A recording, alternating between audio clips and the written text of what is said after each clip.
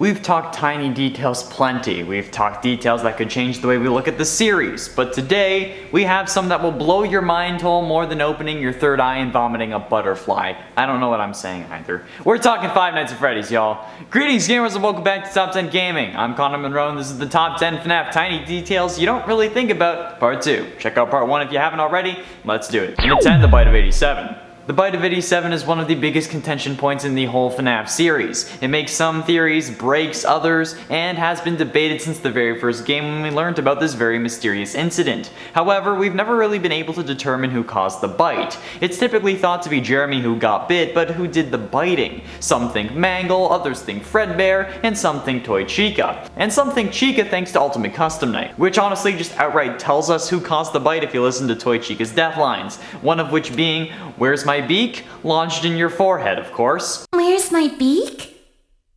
Lodged in your forehead, of course. Which is where the frontal lobe is located, which is the part of the brain removed in the Bite of 87. This could also allude to Scott's clue on MatPat's FNAF livestream that said why would Toy Chica be missing her beak? And it would be because she caused the Bite of 87, and without the beak, she couldn't hurt anyone else. Like how I keep saying my pug can't really hurt anyone because he can't fit his flat mouth around you unless you willingly give him a finger or something. I don't know why he scares people. And the 9, Scraptrap. What the hell happened to Springtrap between games to cause such warps? Sure, he was burnt in FNAF 3, but we've seen him alive and well and not damaged in Sister Location's Night 7 ending cutscene, so where did all this additional damage and warping come from? The head becomes larger and so do the feet. I genuinely don't know how this would make sense. We know they're the same person thanks to Ultimate Custom Night's voice lines, but I'm so confused as to what could have happened. I'm sure the extra damage comes from fending off wild animals, since you know he's a body that would attract scavengers, but how did the head of the suit get bigger? It's not like it evolved. My only guess is that William either broke into some Fazbear warehouse like the one he visits in the Man in Room 1280, or he made a new one to try to protect him better, since we see extensive damage and I don't really know how much time there is between Sister Location and Pizzeria Simulator, so he could have been out there for a while. And at 8, Ballora. FNAF Ultimate Custom Night really has a lot of lore hints and clues for us, so it will be appearing a lot on this list and in other lists in the future, I'm sure. I'm just now starting to understand the importance of this game for all of FNAF lore. One of these clues, however, is one of Ballora's death lines from Ultimate Custom Night. After killing you, Ballora will on occasion say, "These are strange circumstances that have brought us together." These are strange circumstances that have brought us together. And I'm sorry, but based on her other lines, I don't think she's just talking about how they're in hell or in purgatory. I think that this is about how they met. Well, how William and the woman that Ballora represents met. In a previous video, I theorized that maybe Vlad and Clara from Immortal and the Restless perhaps represent William and Henry's wife, a scandalous affair that drove him into killing Charlotte so that he could be with her, since she would have no ties to Henry anymore. But I wasn't sure of it. But honestly, those would be strange circumstances that could have brought them together. I mean, maybe he didn't kill Charlotte to be with her, but killing Charlotte drove her away from Henry into the arms of another man. Williams, perhaps. I mean, she asks, "Why do you hide inside your walls?" Maybe she's talking to Henry and not William. And it's 7, Stranger Danger. Ultimate Custom Night has some funny lines and moments. Comedy gold in the form of Mr. Hippo's death lines, or rather speeches about Lemonade, and Happy Frog and her ninja skills. However, one of the most iconic and funny lines has to come from Ned Bear. I don't know why these animatronics go so hard in this game, but whatever. Not only does he joke about being killed by obscure secondary characters, but he also just yells "Stranger Danger." Stranger danger! I think it's funny and a nice detail because, well, that's the one line that could have saved countless lives. But instead, the kids followed Golden Bonnie to the back room for more pizza, and instead of getting stuffed crust, they got stuffed into a suit. Literally, Stranger Danger would have saved their little lives, but they didn't listen to their parents. It's a shame, really, and it's kind of nuts of me to think that this is funny, but I mean, it is. Ned Bear is the only one thinking straight in this world, and I am here for it. I stan Ned Bear. Ned's Declassified Pizzeria Survival Guide. Scott, get the rights and make it a thing. And at 6, the one you should not have added. Scott has added a whole load of characters into the series, so much so that there are too many characters for my taste in Ultimate Custom Night. But some of the characters he's added are a little too familiar for him, and it could have lore implications that we don't know about yet.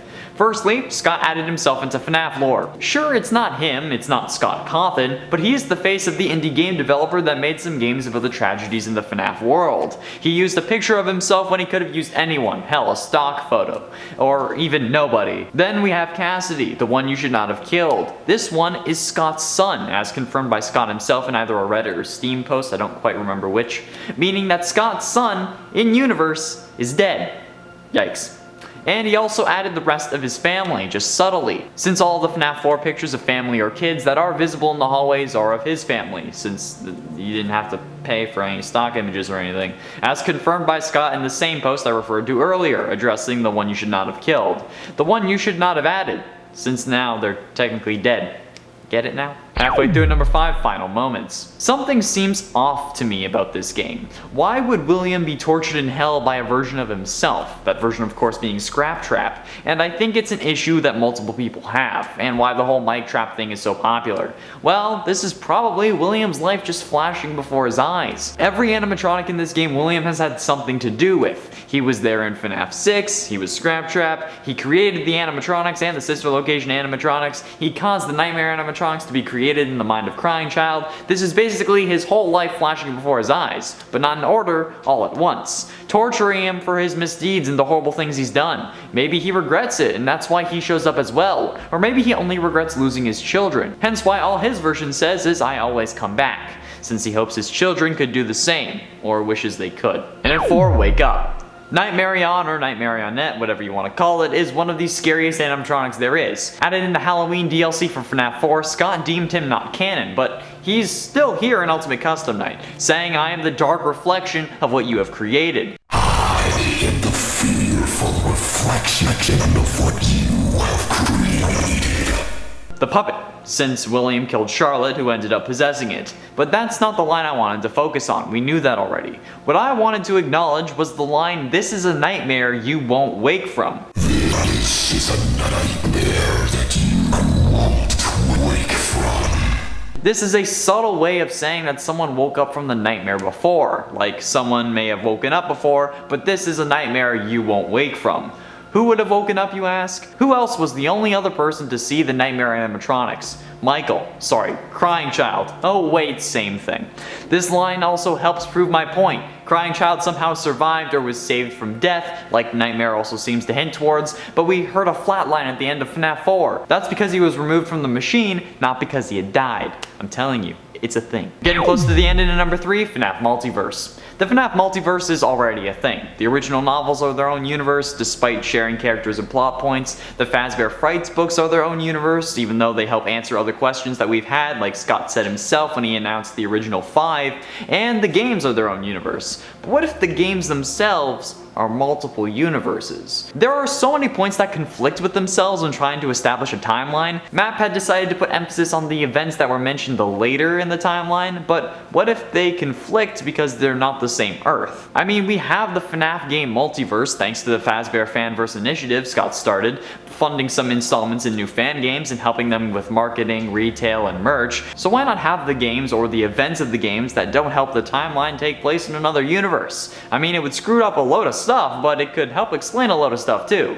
He didn't start a fanverse for no reason. There has to be some sort of tie-in. Penultimately in number 2, Burning. Look, I'm all for setting the souls of the damned free of their chains and letting them move on, but we need to remember the souls that we're dealing with in this series. They're typically kids, right? But doesn't it feel weird knowing what happens when you think of it like that? Sure, we set the kids free in FNAF 3, but we know the Remnant can only be destroyed with fire, and since the kids are still here thanks to the Remnant, we have to burn Fazbear Frights down, causing the fire at the end of the game, but also causing the souls of the victims to be set free. We're burning the kids on the regular in this series, and in FNAF 6 we burn a load of them thanks to Molten Freddy, who's entered, so he has multiple different souls. And the only one who wasn't a kid, William, managed to escape and got sent to the hospital where he would be taken to a Fazbear warehouse so he could possess a hard drive and come back to life again. It's nuts, man. I don't understand why so many kids have to suffer in this series. Scott must not be good with discipline. Or He uses what happens in these games as discipline. Attaboy, Scott, strike fear into their hearts. That's what my dad did. Finally, in at number 1, the Real Protagonist. Orville the Elephant in Ultimate Custom Night is one of the animatronics that's really memeable. Not as memeable as his counterparts perhaps, but he does give us a lot of information if you're paying attention. Take this one line from Ultimate Custom Night for example. He tried to release you, he tried to release us, but I won't let that happen. I will keep you here, I will hold you here, no matter how many times they burn us. He tried to release you. He tried to release us. But I'm not gonna let that happen. I will hold you here. I will keep you here. No matter how many times they burn us. Hold on a second. If this is really the voice of Cassidy, Golden Freddy, speaking through the elephant, then why would they say he tried to release you? He tried to release us. Henry was the one who tried to release William in FNAF 6, we know this from his end speech, and we know that's the one that Cassidy is referring to since they said I won't let that happen, which is why they're doing it at that exact moment, but we thought that Michael was the one who released the spirits of the kids in FNAF 3, which is where Golden Freddy has their happiest day. Could it be that we've been playing as Henry this whole time with the exception of Sister Location? I mean, we didn't release any souls in Sister Location. That would mean Henry is Mike Schmidt, and that the Mike who owned the logbook would be Henry, and that we'd be reading it as Michael Afton? This may deserve its own video. Holy crap, this could change everything. There we have it, friends, the top 10 FNAF tiny details nobody thinks about part 2. Which details surprised you the most, and what should I include in a part 3? Be sure you let me know down below. Thank you all so much for watching. I have been and shall remain Connor Monroe, and I'll see you in another video. One of these clues, however, is one of Fallora's Ballora, what?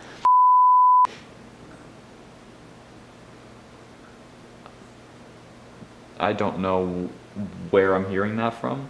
I just hear like some YouTube video or something. Oh, it was you? This may deserve its own video. Nope, video. Yep, we're making a new video. Haha. This may deserve its own video. I did it again! Video!